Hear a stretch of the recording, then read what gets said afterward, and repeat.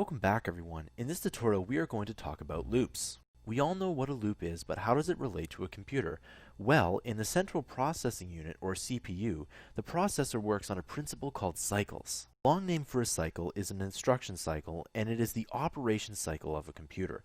This cycle is always circling, and it starts when you turn on the computer. So what this means is that the computer is always checking for new instructions and a way to execute the code. Different programming languages, compilers, and platforms all handle this loop differently.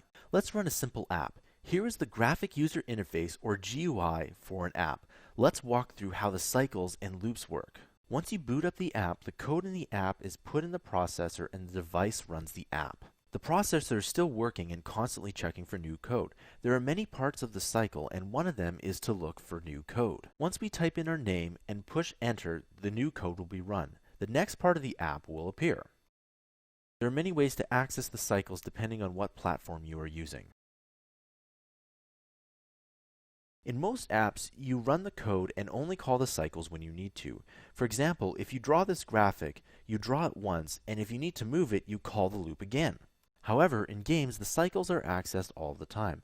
If you draw this game graphic in a game, this graphic is drawn 60 times a second. The amount of cycles per second depends on what device you are using. For example, console games refresh 60 times a second because that is what a lot of TVs do. So it is important to remember that interactive environments handle interactivity differently.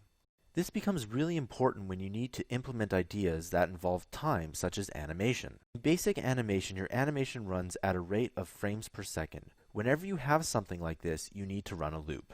Oftentimes when you run an animation, the back-end programming is all figured out for you, but eventually you'll need to call loops for time-driven ideas. So now that you know a little more about how a computer works, let's talk about some of the code we use for loops. I'll see you in the next tutorial.